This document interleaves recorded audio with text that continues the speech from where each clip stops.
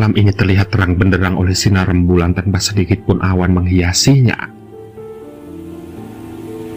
Kelap-kelip bintang-bintang membuat aku dan Danang tambah semangat untuk pergi memancing.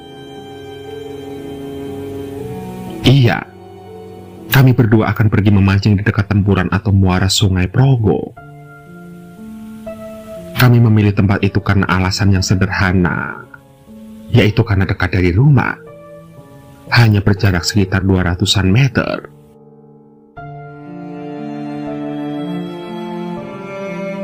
Udah siap semua belum, Nang?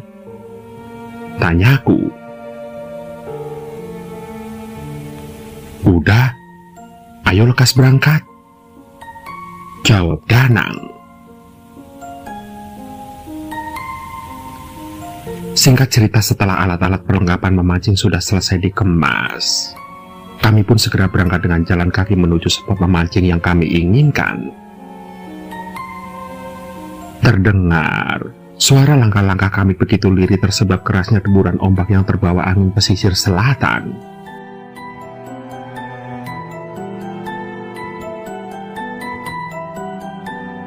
Sepanjang perjalanan kami melewati rumah-rumah warga yang terlihat begitu sepi. Padahal jam baru menunjukkan pukul 10 malam. Namun kami tidak menghiraukannya dan terus berjalan mengikuti angan kami. Dan perjalanan menuju spot memancing ini membutuhkan waktu sekitar 10 menit.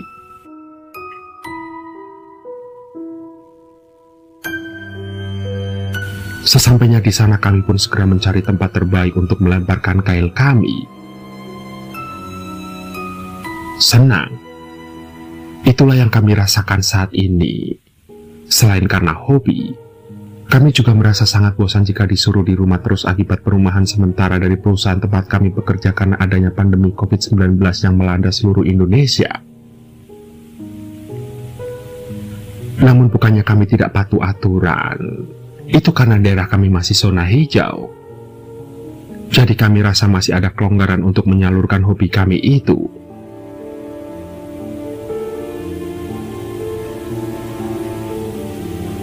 Cu, tumben dingin banget ya hawanya, celetuk Danang sembari merapatkan jaketnya. Iya, malam apa sih ini? Tanyaku. Entahlah, aku sendiri juga lupa, jawab Danang.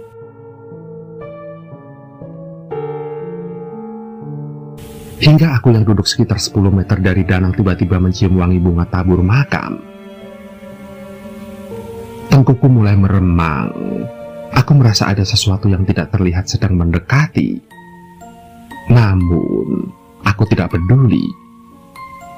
Karena jika hanya hal seperti itu sudah biasa aku temui, meski aku tidak sampai melihatnya.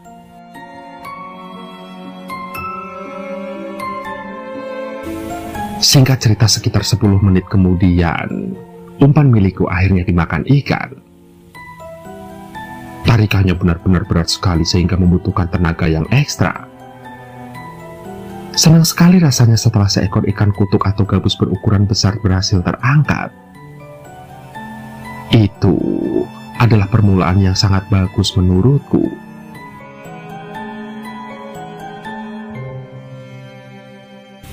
Dapat gede, Nang, ujarku sambil kupalingkan wajah ke arah Danang. Namun tidak kutemukan batang hidungnya. Loh, kemana anak itu? Oh, nggak ada, gumamku sendirian. Lantas kuedarkan pandangan mencari sosok temanku, namun tidak ada. Nampak hanya tasnya saja yang masih di tempat semula.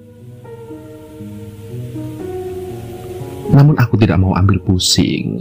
Aku berpikir mungkin saja temanku itu sedang mencari tempat yang pas. Entah itu untuk memancing ataupun buang air kecil, bahkan boker. Biasanya seperti itu.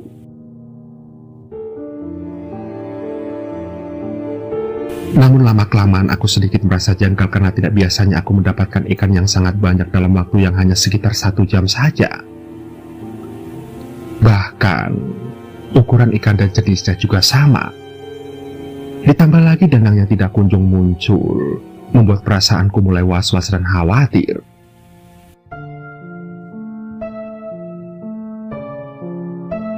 Singkat cerita, wadah yang kubawa untuk menyimpan ikan akhirnya penuh. Lantas, aku berniat untuk mencari di mana danang berada. Aku ingin mengajaknya pulang karena aku sudah merasa cukup untuk hari ini. Lagi pula wadah buat hasil tangkapan juga sudah tidak memadai jika harus dilanjutkan kembali.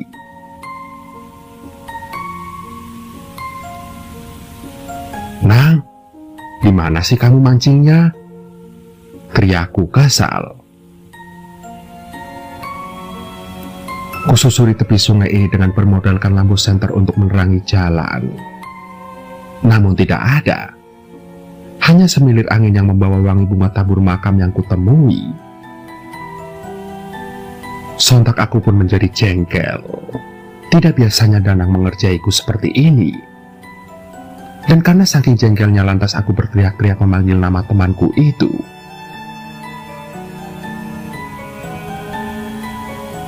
Buset deh, anak kok tumben gila kayak begini, batinku.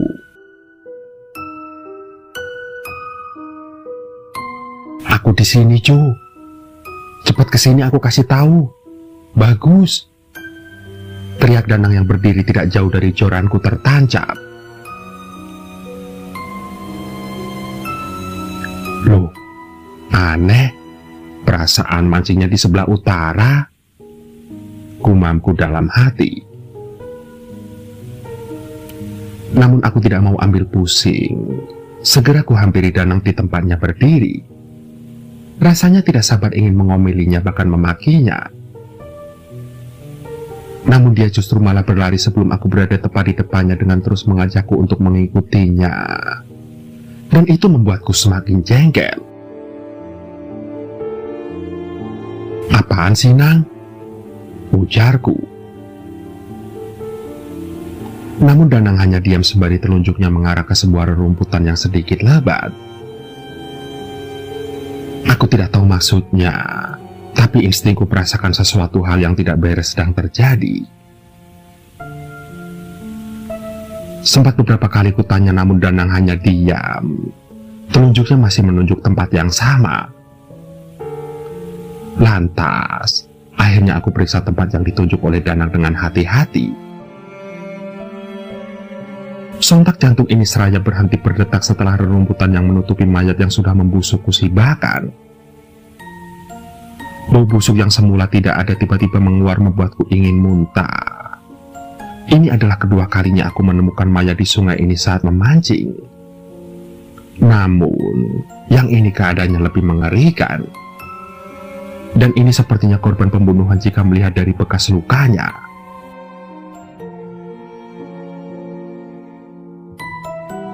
Matamu masih bagus, Nang. Ayo cepat pulang, kita laporan. Ajakku sambil membalikan badan ke arah temanku itu. Namun, astagfirullahaladzim. Ucapku seketika setelah melihat sosok di hadapanku bukan lagi danang, melainkan sosok yang jasadnya baru saja kutemui. Sontak tanpa pikir panjang segera aku tinggalkan makhluk itu dengan tergesa-gesa. Ini pertanda tidak baik, dan aku harus segera pulang. Namun sial, baru saja mau mengemas peralatan memancingku, tiba-tiba ikan hasil tangkapanku berubah menjadi ular welang semua.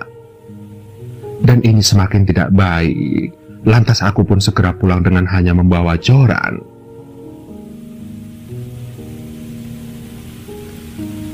Ha. Terdengar suara tawa serak seorang perempuan di belakangku. Astagfirullah, apalagi itu? Tanyaku dalam hati.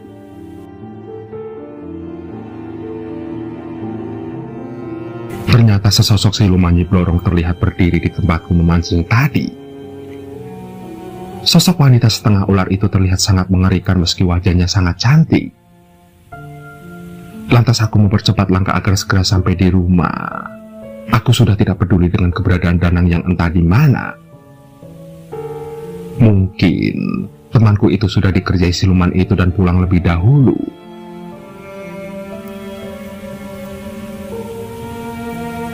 Mau kemana, Mas? Hahaha. Terdengar suaranya semakin dekat. Iya, Nyi Blorong itu ternyata mengejarku. Wujudnya kini berubah menjadi ular secara utuh. Dan ukurannya yang besar membuatnya dengan cepat mengejarku. Lantas aku pun terus berlari dengan doa-doa yang masih bisa kuingat dan kubaca.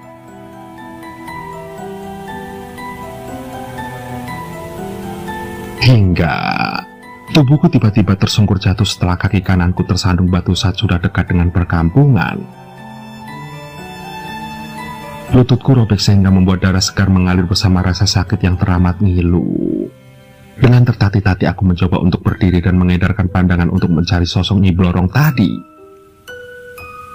Namun tidak ada. Aku tidak menemukannya. Berpikir karena sepertinya dia sudah pergi, lantas aku pun memutuskan untuk segera pulang ke rumah.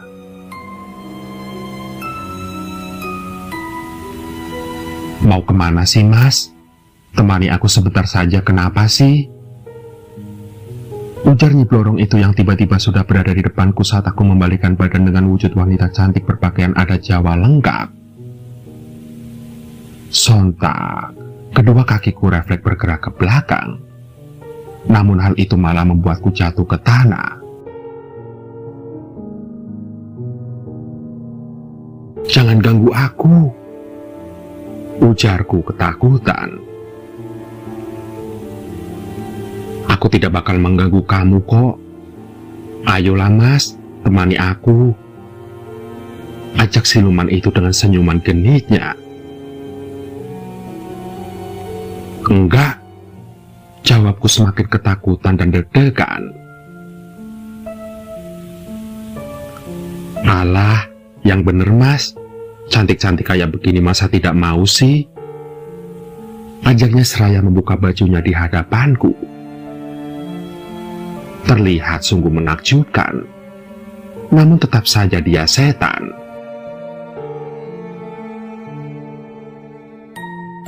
Gak mau. Amit-amit jabang bayi aku ngawinin setan, jawabku dengan sadar. Oh begitu, jadi kamu lebih suka aku berwujud seperti ini ya? Ujarnya sembari merubah wujud cantiknya menjadi sangat mengerikan. Nampak kedua matanya menjadi merah menyala.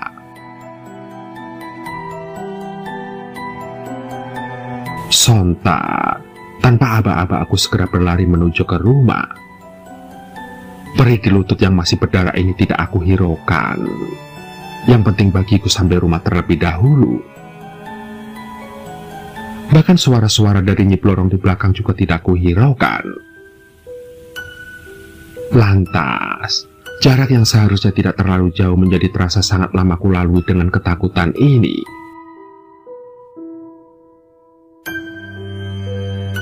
Sesampainya di rumahku gedor pintu berulang kali berharap pintu segera dibukakan. Namun, sudah sekian lama menunggu namun pintu tidak terbuka juga. Lantas aku pun berteriak memanggil bapak, ibu, atau siapapun yang berada di dalam untuk segera membukakan pintu untukku. Dan karena saking paniknya, ternyata aku salah rumah. Itu adalah rumah tetanggaku.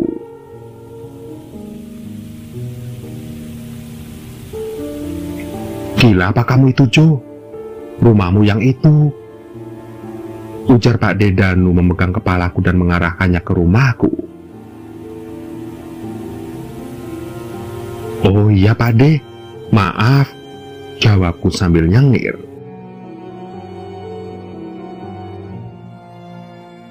Setelah meminta maaf, aku segera menuju ke rumahku yang sebenarnya.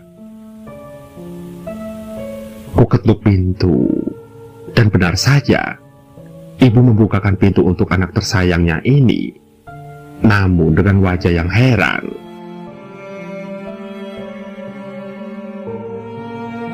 "Dari mana?" tanya ibu. "Mancing sama Danang," jawabku sambil nyelonong dan duduk di kursi ruang tamu. "Danang siapa? Orang katanya Danang lagi di rumah kakeknya kok. Gimana sih?" ujar ibuku. Aku tidak menjawab. Aku baru ingat jika sahabatku itu sudah 2 minggu tinggal di rumah kakeknya. Sontak aku pun semakin bingung. Apalagi setelah kulihat jam di dinding yang sudah menunjukkan pukul 3 pagi.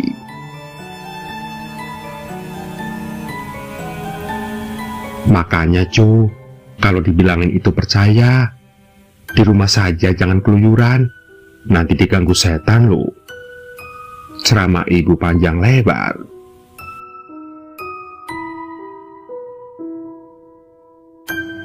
Begitulah. Terlepas pendengar percaya atau tidak, namun peristiwa mistis memang selalu di luar akal dan logika. Itulah kenapa kita selalu merasa takut, bahkan hanya untuk sekedar membayangkannya saja.